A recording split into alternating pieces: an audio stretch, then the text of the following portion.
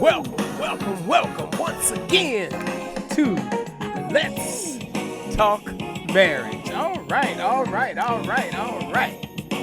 Welcome to Let's Talk Marriage. All right. We're going to get right on into our program on today. I hope everyone is doing well. If you woke up this morning, guess what? You are doing well. All right, we're going to get right on in our program.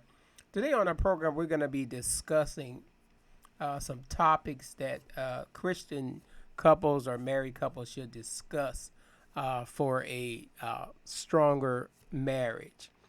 And a lot of times when we, meet our soulmate, everything is going good. In order for the things to stay that way and to avoid a lot of conflicts, disagreements, first of all, there should be a lot of communication. Communication is something that you have to work on. Everybody's not going to be perfect, or you're not going to always have perfect communication. But there's something you should be working on is having great communication. The first topic that Christian couples should discuss for a stronger marriage is spiritual growth. Spiritual growth is both of you are agreeing on something, or both of you are praying on something. Both of you are in sync on something in spiritual in your life. That's why we had mentioned a lot of times on the program about things that should be discussed before you walk down the aisle. And one of the things that we've always talked about is what church are you going to attend as a married couple, especially if you both came from a church. Now, if you both did not come from a church and you decide to start going to church, or you've converted or given your life to Christ after you both got married, that's a big decision, is to decide what church you're going to be attending to keep your spiritual life strong as well as your marital life strong. And that will all come with spiritual growth. But if you both came from two different churches and you decide to get married, you have to decide on which church you're going to attend. And we've mentioned it so many times on the program. And that's how you have spiritual growth. Because if you think about it, most of the marriages that last or have a longevity, or couples been married for a long time, generally those couples usually attend some sort of church together. And the church is the background for every family, is the background for or backbone of every family, because the church should be encouraging growth in the family. It should be encouraging communication. It should be encouraging spiritual growth.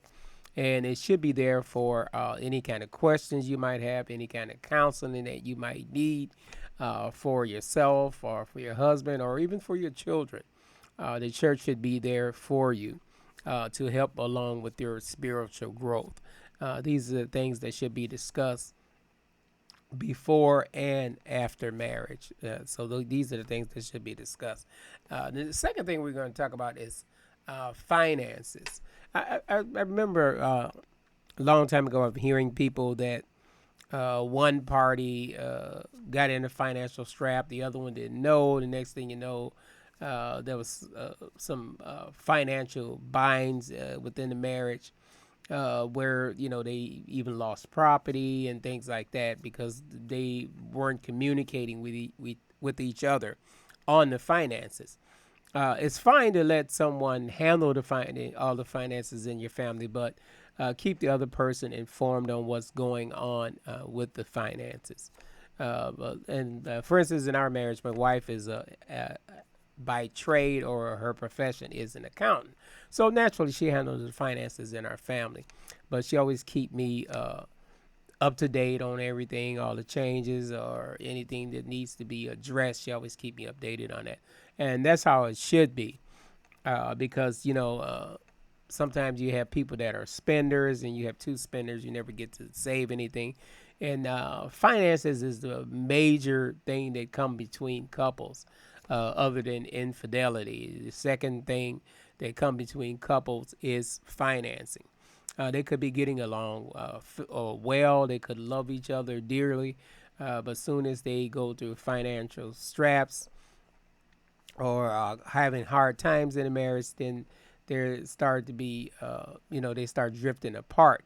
But one of the things that we have to realize that during those times that when you said I do, you signed up for better or for worse.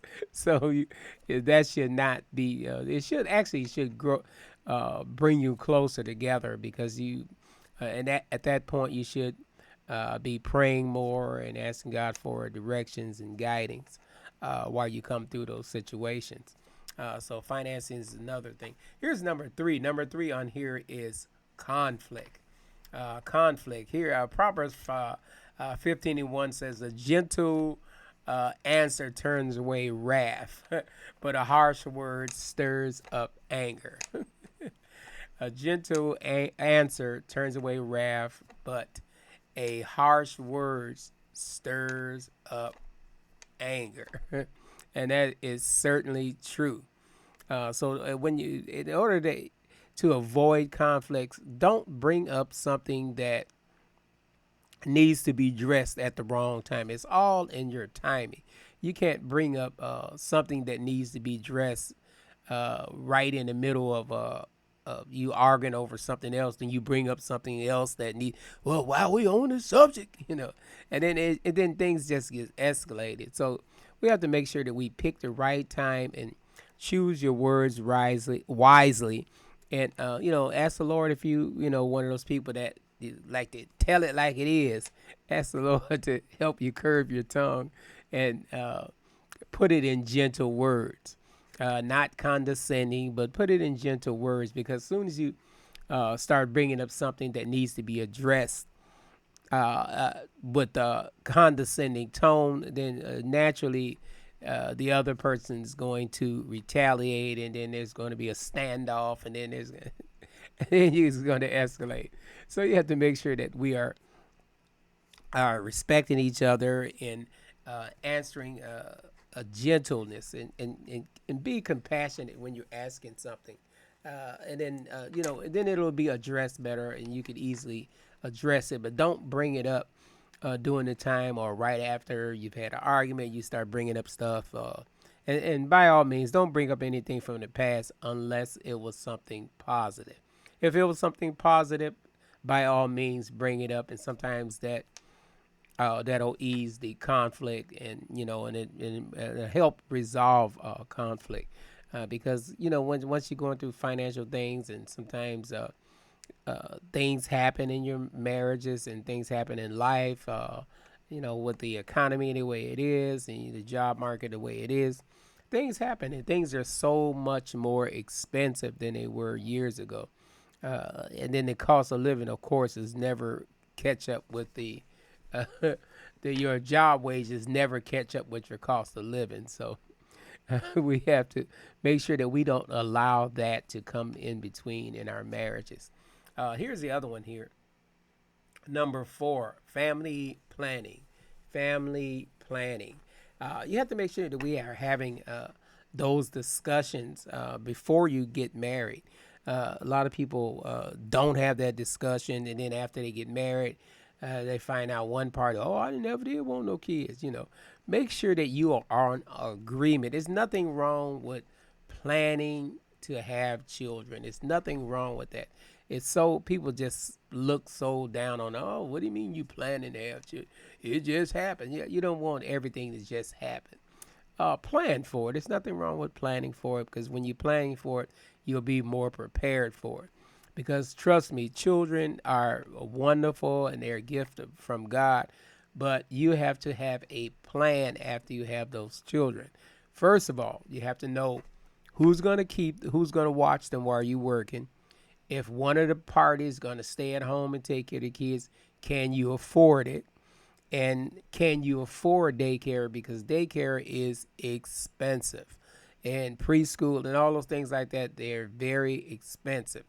And if you fortunate enough to have a grandparent that's going to watch your children, don't, please, by all means, don't take advantage of them. And don't always say, oh, my mom watch my kids for free. Don't let it be for free. Always offer, even though they might not accept it. Offer them, and even if they don't accept the money, do something else nice for them. Take them to dinner, buy them dinner, order them dinner, send them out on the town, sometimes, when they're not watching your kids. Make sure you show that you are appreciating them because they don't really have to do it. They're not grandparents are not obligated. I don't know why young people think that, but grandparents are not obligated to watch your children. They raise their children, which are you. And once they raise their children, they're not obligated to do that. If you have the grandparents that like to travel a lot, of course, they're not going to want to watch your children. So there's no reason to get upset with them. They have their life to live, and you have yours to live. And those are the things that should be discussed before you get married. Whether you're going to have kids, when you're going to have kids, and you should have a plan. Just like anything else in life, you should have a plan. And as far as financing, you should have a plan with that as well.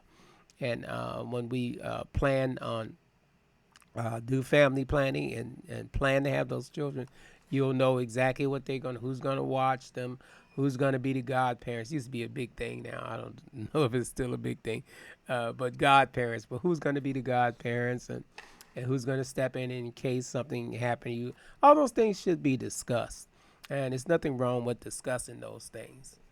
And number five here, we're going to number five, which is relationship with in laws. Make sure you have a healthy, wonderful relationship with your in laws. I hear so many horror stories about in laws this, in law that. But I've never had that problem. I have wonderful in laws, very wonderful and awesome people. Never had any problems with them. They've always been there for us, and we try to always be there for them. Never had any problems with them. But that's not the case in some families. They have conflicts where they're not speaking, and and life is too short for all that. Make sure that you are appreciating your in laws, and make sure you appreciate them, and don't take them for granted. Make sure you have a healthy relationship with them because your children are watching how you interact with them.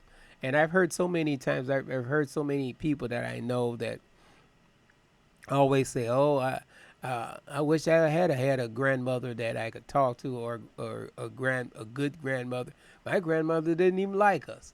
I've never heard of that, and I was so surprised when I first heard that because I always had a wonderful relationship with my grandparents. Matter of fact, my dad wasn't in the home, but I looked to my grandfather. He was the male role model. He was the male role model in our family, and I would always look to him and talk with him. And I spent a lot of times with my grandfather. We would go to church services, like during a week or something, or special revivals. I would go along with him because he liked to be in church. So I was always there. I would always go there with him, and I spent a lot of time talking to him and listening to him telling stories. So I had a really healthy relationship with my grandmother. She had me spoiled, so I had a wonderful relationship with my grandparents. But there's people that don't get along with their grandparents. So make sure that because they're not going to be around forever, people. You have to realize that people are leaving this world. And as you get older, it seemed to happen more and more. Because when I was coming up, there was a time when we were going to funerals. It wasn't that often, but now it seems like at least every month or something is one or two, three funerals that you have to attend of people that you know. So life is so short. So make sure that we are getting along with our grandparents, getting along with our in-laws because life is too short because people are not going to be around. Give them their flowers while they're here. That's what my thoughts on that. And that's going to be it on those five things to consider, five topics that Christian couples should discuss for a stronger marriage. And when you do those things and when you attend church together, it's such a wonderful feeling to attend church with your family. If you don't have a church, find a church. If you're not fond of large churches or churches with a lot of people, or you want that more personal, uh, that personal relationship with your within your church, go to a smaller church. You might find that that's more feasible for you. And make sure you get your children involved in church. And when they're involved in church, those are lifelong friends. I remember all the people, the young people that I went to church with years ago, many, many years ago. We are still friends to this day. We can talk anytime and talk about things that happened years ago, and it's like we never missed a beat. And those are the lasting friendships that I had. It wasn't the people that I went to school with. Uh, and the ones that I did have lasting relationships that I went to school with, those are the ones that I met at church. We just happened to be going to the same school. And those are the people that you have lasting relationships with. So that's why it's so important to attend church as a family and be in church as a family. And you know, and we stress that so much here on Let's Talk Marriage. This is Pastor Larry. I'm going to be signing off until we meet again with Let's Talk Marriage.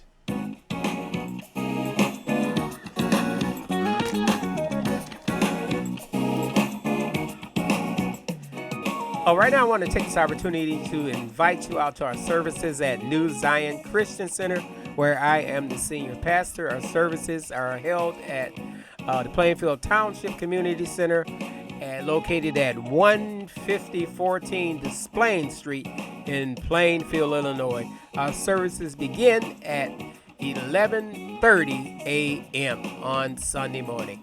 Until we meet again, we'll see you there. This is Pastor Larry. God bless you. God keep you. I love you, and there's nothing you can do about it.